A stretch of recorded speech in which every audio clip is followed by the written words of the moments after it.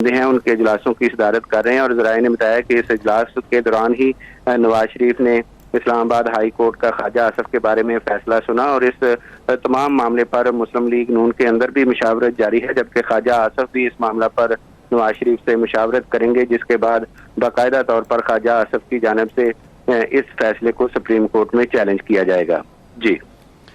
ٹھیک، supreme court میں فیصلہ چیلنج کیا جائے گا کہا ہے خواجہ آصف نے، اور وہ کہہ رہے تھے کہ وہ اپنا اقامہ ظاہر کر چکے تھے، اس لیے وہ اب اس فیصلے کو چیلنج کریں گے، اسلام آباد ہائی کورٹ کے اس فیصلے کو اب وہ چیلنج کریں گے۔ بہزاد سلیمی یہ بتائے گا کہ اس وقت فیصلہ آنے کے بعد کے کیا تفصیلات ہیں، کہاں کہاں سے کیا خبریں اور رد عمل آنے کا سلسلہ ہے؟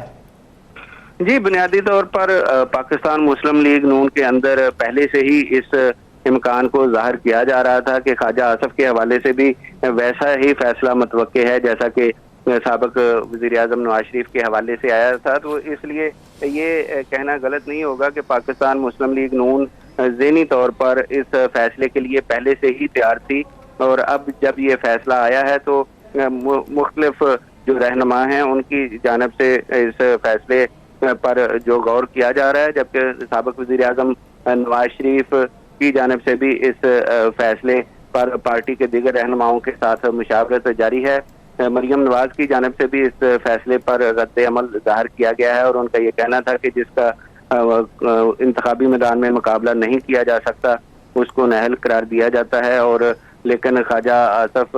کے حوالے سے ان کا یہ کہنا تھا کہ ان کی نااہلی کا جو فیصلہ ہے اس کے بعد بھی مسلم لیگ نون کو ہی عوام ووٹ دیں گے۔ تو اس طرح ابھی مسلم لیگ نون کی جانب سے باضابطہ طور پر جو اس حوالے سے رد عمل ہے وہ سامنے آنا باقی ہے، لیکن اس حوالے سے پارٹی کے اندر مشاورت جاری ہے، اور خواجہ آصف بھی اس حوالے سے سابق وزیر اعظم کے ساتھ مشاورت کریں گے، جس کے بعد مسلم لیگ نون باضابطہ طور پر اپنا رد عمل ظاہر کرے گی۔ تاہم خواجہ آصف نے پہلے ہی یہ اعلان کر دیا ہے کہ وہ اس فیصلے کو تسلیم نہیں کرتے، اور وہ اس فیصلے کے خلاف سپریم کورٹ سے رجوع کریں گے، اور خواجہ آصف کی جانب سے جلد اس فیصلے کو سپریم کورٹ میں چیلنج کیے جانے کا امکان ہے۔ اچھا بہزاد سلیمی، یہ کہیے گا اس فیصلے کے بعد یقیناً پی ٹی آئی تو خاصی خوش ہے، کارکنان کی جانب سے صدقے دیے جا رہے ہیں، جشن منایا جا رہا ہے، دیگر پارٹیوں کے کیا رد عمل سامنے آئے؟ اگر خاص طور پر بات کی جائے پاکستان پیپلز پارٹی کی تو جی، پاکستان پیپلز پارٹی کی جانب سے بلاول بھٹو زرداری کا اس حوالے سے رد عمل انہوں نے ظاہر کیا ہے، اور ان کا یہی کہنا تھا کہ بڑی مدت کے بعد مطالبات کے بعد وزیر خارجہ کو مقرر کیا گیا تھا، لیکن اب ان کی بھی نااہلی سامنے آ گئی ہے، تو سیاسی جماعتوں کی جانب سے یقیناً جو رد عمل ہے وہ اسی طرح کا ہوگا جو کہ پاکستان تحریک انصاف کی جانب سے ہے، کیونکہ ایسے موقع پر یہ فیصلہ آیا ہے جب تمام سیاسی جماعتیں آئندہ عام انتخابات کی تیاری کے مرحلے میں ہیں، اور اس وقت عوام کے ساتھ وہ براہ راست رابطے میں ہیں، تو یقیناً مسلم لیگ نون کو اس مرحلہ پر ایک بڑا دھچکا پہنچا ہے کہ خواجہ آصف جو کہ سابق وزیر اعظم نواز شریف کے سب سے قریبی اور معتمد ساتھیوں میں تھے، ان کو بھی اسی قسم کی نااہلی کا سامنا کرنا پڑا ہے جو کہ نواز شریف کو کرنا پڑا تھا۔ تو اس حوالے سے یہ پاکستان مسلم لیگ نون کے لیے ایک شدید نقصان ہے، اور سیالکوٹ کے حوالے سے بھی ایک جو جدوجہد جاری تھی پاکستان تحریک انصاف کی کہ وہاں خواجہ آصف کے خلاف ایک مضبوط محاذ بنانے کی کوشش جاری تھی، اور اسی سلسلہ میں پاکستان پیپلز پارٹی سے فردوس عاشق وان کو بھی پی ٹی آئی میں شامل کیا گیا تھا، اور عثمان ڈار بھی اس کوشش میں تھے کہ خواجہ آصف اور مسلم لیگ نون کو سیالکوٹ میں شکست سے دوچار کیا جائے، اور اب وہ یقیناً دیگر جماعتیں اس بات پر اس صورتحال میں خوش ہیں کہ اس وقت جب انتخاب کا مرحلہ قریب ہے، خواجہ آصف کو اور مسلم لیگ نون کو سیالکوٹ میں ایک سخت مشکل کا سامنا ہے، تو ایسی صورتحال میں یقیناً دیگر جماعتیں اپنے لیے ایک موقع سمجھتی ہیں کہ وہاں وہ نشستیں حاصل کر سکتی ہیں۔ تو اس ساری صورتحال میں اب تمام تر جو سیاسی رد عمل ہے وہ انتخابات کے تناظر میں ہی سامنے آ رہا ہے، اور پاکستان تحریک انصاف کے کیمپ کے اندر بے پناہ خوشی ہے، اور عمران خان نے بھی بے پناہ خوشی کا اظہار کیا ہے، اور وہ سمجھتے ہیں کہ خواجہ آصف کی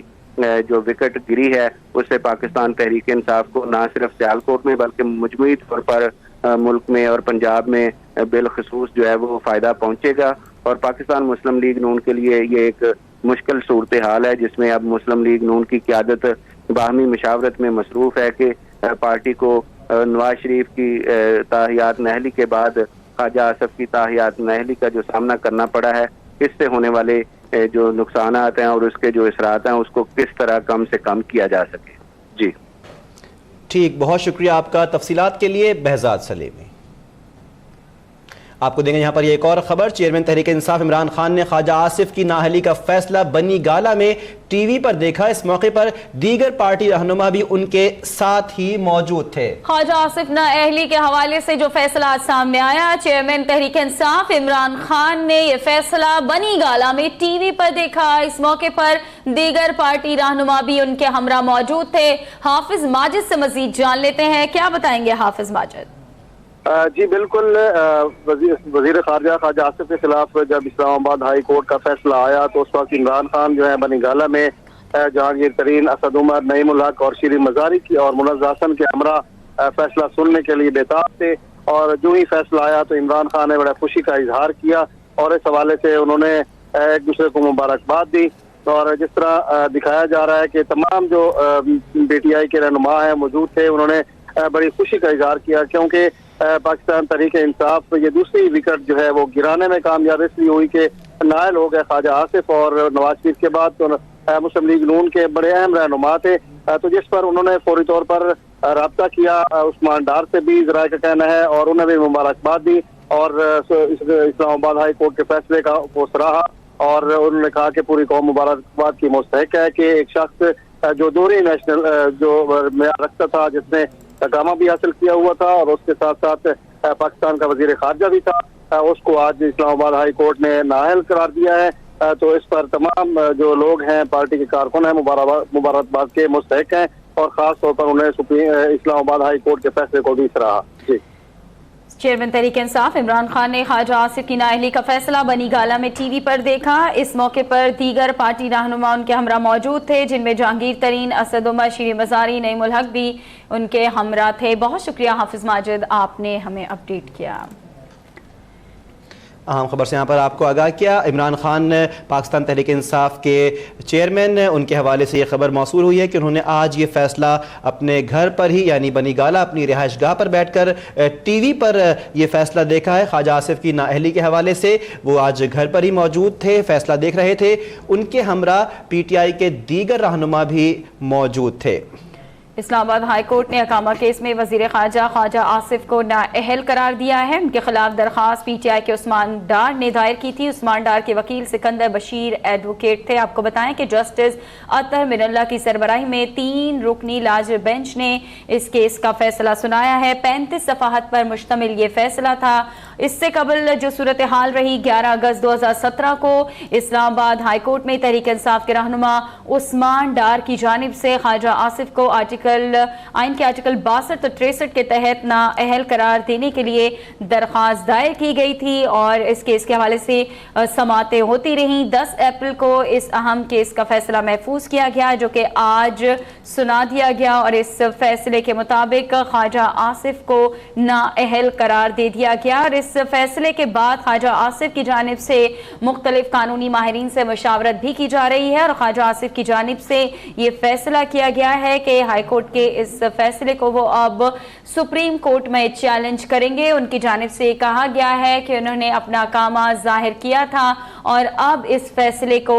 وہ سپریم کورٹ میں چیلنج کریں گے۔ اسلام آباد ہائی کورٹ نے اقامہ کیس میں وزیر خارجہ خواجہ آصف کو نااہل قرار دیا ہے۔ جی بالکل، یہ اہم ڈیولپمنٹ سامنے آئی ہے۔ آج اس فیصلے کو بالآخر سنا دیا گیا ہے۔